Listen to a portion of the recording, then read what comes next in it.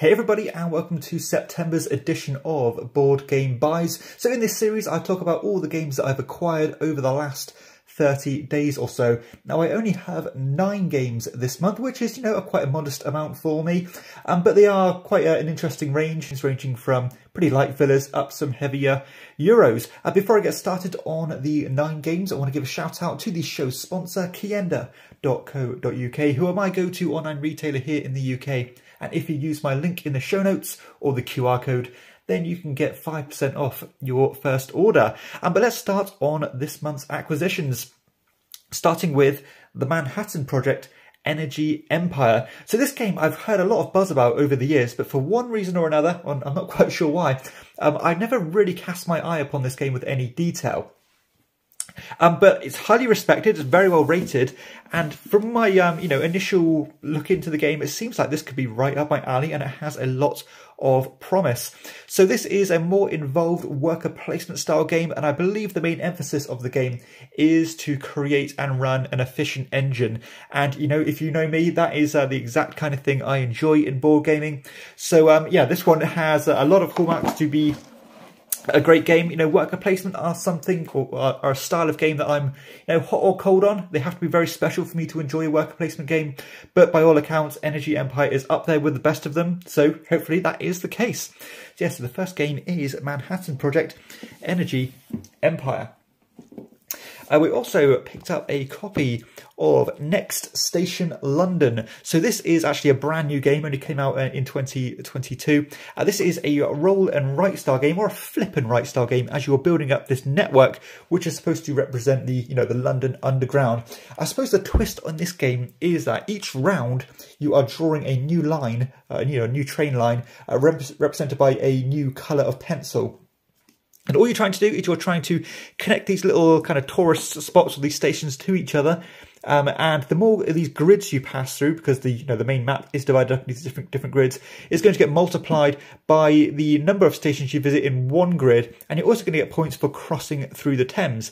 And on top of that, at the end of the game, if you can connect multiple lines to the same stations, then you can get some bonus points. But I love that little twist on the game, each round meaning that you're going to build another line. It gets more restrictive as you cannot cross or, pass through other existing lines. And yeah, another roll and or flip and write style game. And hopefully this is up there with some of the better ones, because I've played some really good ones recently. But again, initial buzz on this one is that it's a good game. So that is Next Station London. Something I'm not so clued up on is Psychic Pizza Delivers to Go to the Ghost Town. I've got no idea what this game is about, and this was picked up by my brother. I believe it was fulfilled on Kickstarter.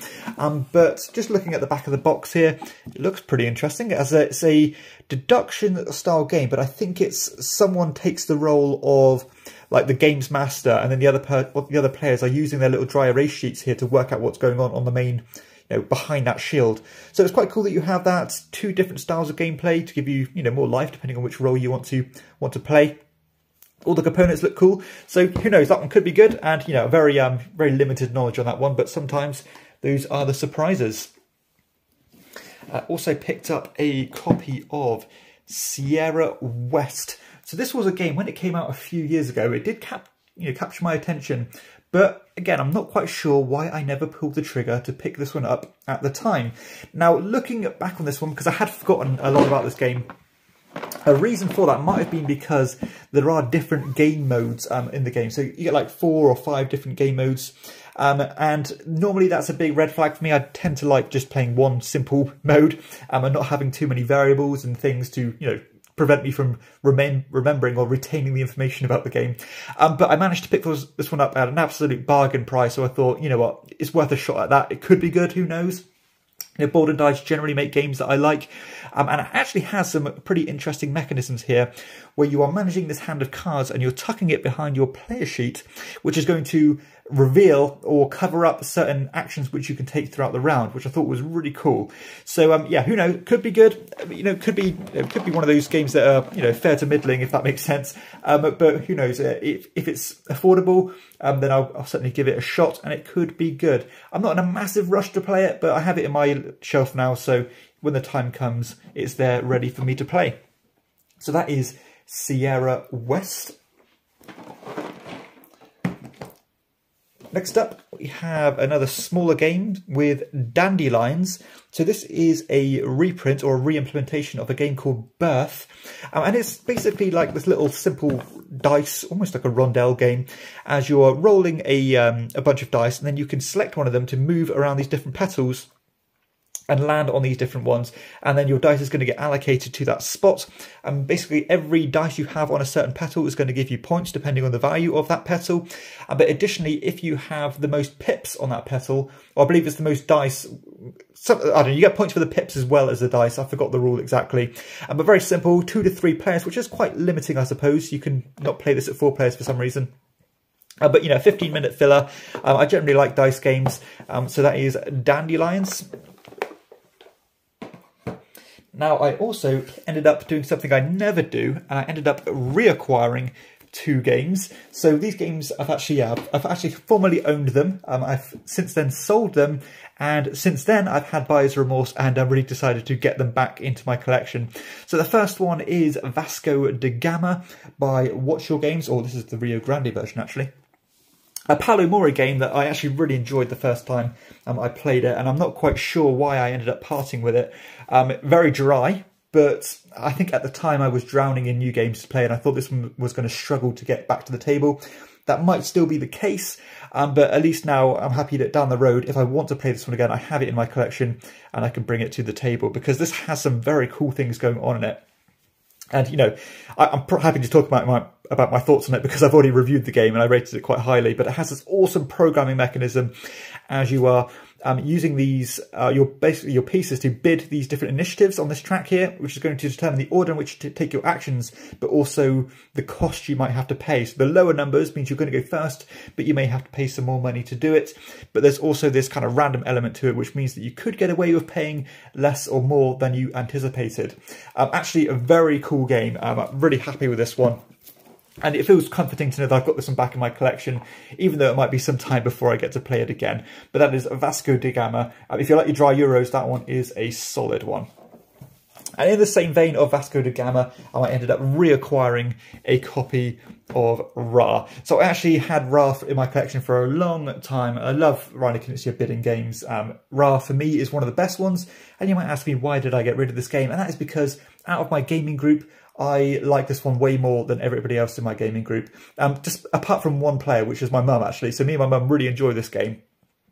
And thankfully, it plays really well at 2 players, which is quite an exception for a bidding and auction style game. But this is an absolute classic. You know, I did regret this one quite quickly, actually, when I passed or moved this one on from my collection, because it is a classic. I think it deserves to have its place in my collection, and I'm pretty sure I'll never part with it again.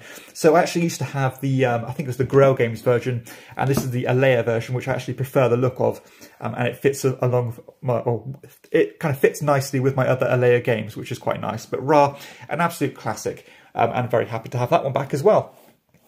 And on the theme of Knizia, my last 2 games are also Reiner Knizia games, the first of which is Botswana. So Botswana is an ultra simple filler game, and this is like a commodity speculation game boiled down to the to the core, really. There's no convolution in the rules whatsoever. A very simple card-driven game, as all you're doing on your turn is you're playing one of these cards numbered from 0 to 5 and then taking one of the animals on display. So you've got like 5 or 6 different types of animals, and basically as soon as the 6th card of an animal is played, it will end the game, and then the face-up card of each different suit, if each different animal, is going to be worth, or is going to correspond to the worth of each of the animals you've collected. So again, if at the end of the game the 5 zebra card is on top, then every zebra is going to be worth 5 points. And you have to kind of look around the table and think who's going to benefit most from each placement. Very simple game, but for some reason Knizia manages to pull these kind of games off, and